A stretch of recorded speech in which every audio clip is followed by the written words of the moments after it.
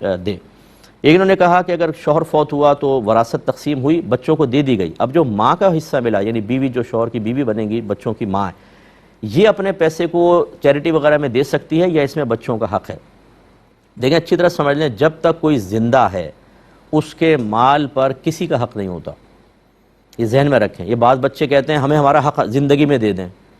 آپ کو حق کی تعریف پتہ ہے کہ حق کہتے کس کو ہیں؟ آپ والد صاحب کے والدہ کے سینے پر چڑھ کے گفتگو کر رہے ہیں کہ ہمارا حق ہمیں دے دیں۔ آپ کا حق تو بنے گا اس وقت جب والدہ فوت ہوں گی یا والد فوت ہوں گے، تب ان کے مال سے آپ کا حق وابستہ ہوگا، اس سے پہلے کوئی حق وابستہ نہیں ہے۔ چاہیں تو پورا مال وہ اپنا چیریٹی کے اندر دے دیں، اگرچہ میں اس کو بہتر نہیں کہوں گا، اچھا ہے کہ بچوں کے لیے بھی کچھ چھوڑ دیں، لیکن بہرحال آپ کا مال ہے، کلی اختیار ہے، چیریٹی کے اندر دے دیں۔ اگر بچے خوشحال ہیں، بالکل تنگ دست نہیں ہیں اور آپ کا ان کو وراثت سے محروم کرنے کا بھی ارادہ نہیں ہے تو اچھا ہے، اپنے لیے ثواب جاریہ کر دیں، بہت بڑا۔ ایک صاحب نے مجھ سے کہا میرے اتنے لاکھ روپے ہیں، کافی بڑی انہوں نے کوانٹٹی بتائی، تو میں چاہ رہا ہوں بیوی میں بچوں میں تقسیم کر کے زندگی میں ہی چلا جاؤں تاکہ بعد میں جھگڑے نہ ہوں۔ میں نے کہا بالکل آپ کریں، لیکن آپ نے اللہ کے لیے کتنا رکھا ہے وہ مجھے بتائیے۔ اب خاموش، سارا بیوی کے لیے بچوں کے لیے، آپ مر جائیں گے کوئی دعا نہیں کرے گا آپ کے لیے، وہی نہیں آتا قبر کے اوپر۔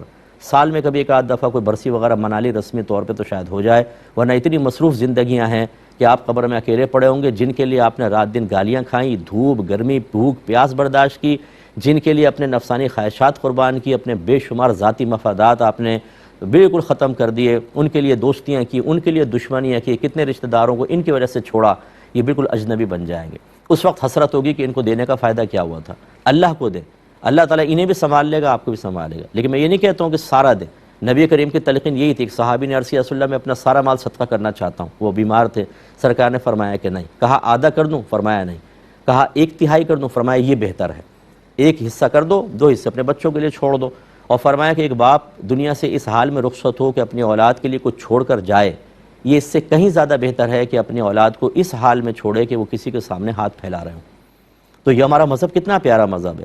لیکن اگر بچے خوشحال ہیں، ان کو بالکل ضرورت نہیں ہے، پھر تو میں یہی مشورہ دوں گا بچوں کو کہہ دیں بیٹا تم بھی، میں کچھ چھوڑ کے نہیں جانا چاہتی، میں چاہتی ہوں چیریٹی میں دے دوں، بچے بھی خوش دلی سے کہیں اچھا ہے، اپنے لیے ثواب ہے، اور ثواب جاریہ کیجئے گا، خالی کھلانے پلانے پہ نہ لگا دیں، کھائیں گے ڈکار ماریں گے اور اس توانائی کو نفس و شیطان کی اطاعت میں استعمال کریں گے، آپ کے لیے ثواب جاریہ نہیں ہے۔ اچھا